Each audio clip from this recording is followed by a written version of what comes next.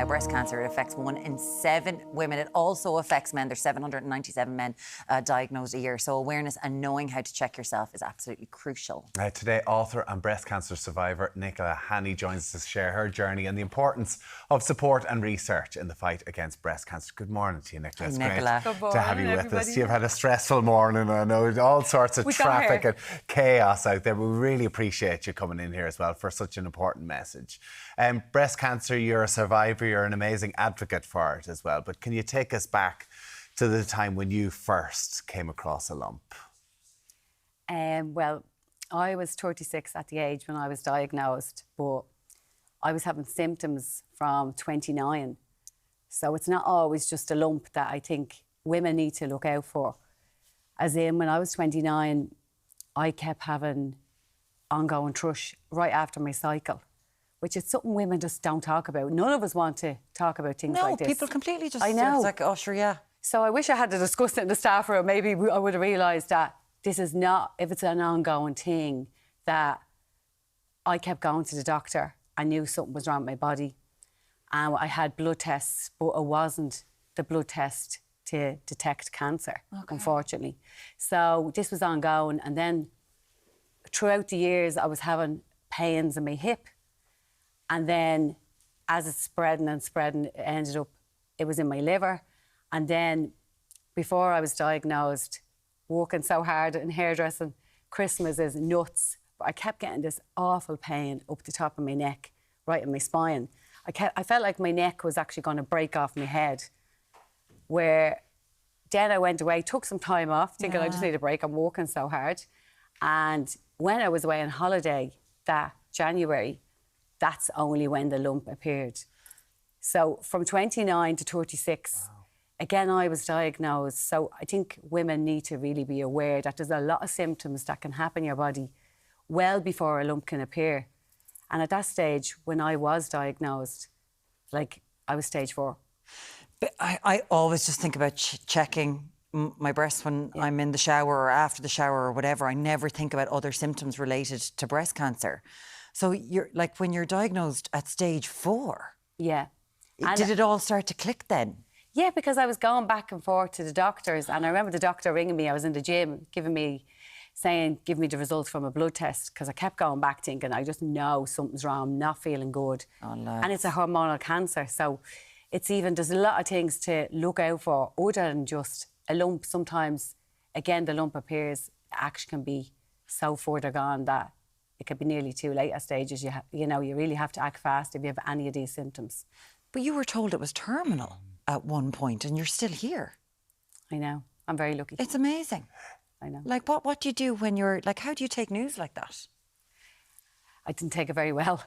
I think forcefully when I just got diagnosed that it was cancer at low, and nobody wants to hear them words. So then when I actually got told after further tests that had spread, it was spread all over my body. And even another lovely girl that I met, when she was actually across the bed getting a reconstruction, and I was getting just a biopsy on the hip.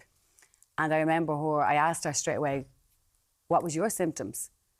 And she had some symptoms like me, but she had got the blood test done after, say, the 3rd time of the ongoing symptoms, where unfortunately it took me... Oh my God. I would just say to anybody, if you're having ongoing symptoms, go back and make sure you get a blood test and look further into things, because we just want to spread awareness that it's just not always about a lump. No, yeah, absolutely. Totally, and these things in the rush of life, you just kind of pass it off. Listen, the treatment worked amazing. Your diagnosis was gone, you were cancer-free. You then later on found that you were pregnant, which must have been so exciting. But then had the devastating news that the cancer had returned again. That's right, yeah. How can you have treatment while you are pregnant? How does that work? Well, I obviously went to my oncologist and he told me all the different options, but he did say that the baby could be missing limbs if I did go ahead with the chemotherapy. Okay. So obviously I didn't want to do that. I obviously looked into other options, and I'd been there before, so I knew there was all alternative stuff that I'd done also. So he said, well, maybe that's the best way forward, and to maintain it till after the baby, and then we could start chemotherapy. And you decided you had your lovely boy, your gorgeous boy, and then you decided to go abroad for treatment. I remember, God rest his soul, Christy Dignam set up a crowdfunder for you so that you could go, because again, the cancer was back and it was vicious, and you recovered again. See, that's what happens sometimes to cancer. It can just, I had tried so many different options of treatments and it wasn't working anymore here. So eventually I had no choice to try other options and travel. And that's what I did, but thank God. Thank God.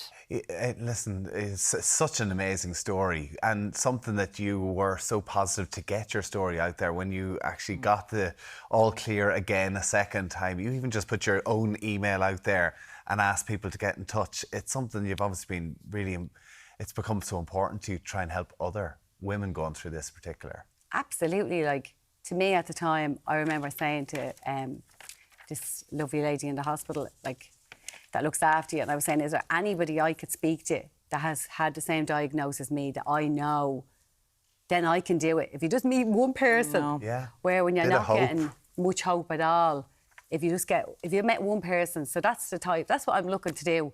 Just give anyone that gets such a bad diagnosis that there is always hope.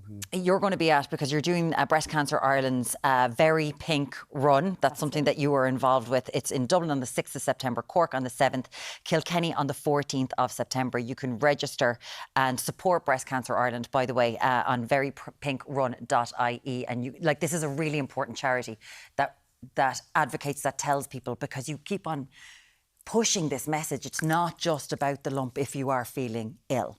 Like, you're going to be there, I'm assuming, shouting at people that day. My first time, I can't wait. I've always wanted to do this, like, all the time, sitting in that chemo ward. I've always thought, as soon as I'm better and fit, I'm going to be involved in all these things. We know that there's an awful lot of other things that went on in your life, including issues with your partner, but you were focusing on this and your advocacy work at the minute. How are you doing? I'm doing great. Life is just, like, honest to God, I didn't even dream back then. I remember, like, life was so awful. I was so sick. I felt like I was dying in bed for so long, running out of patience.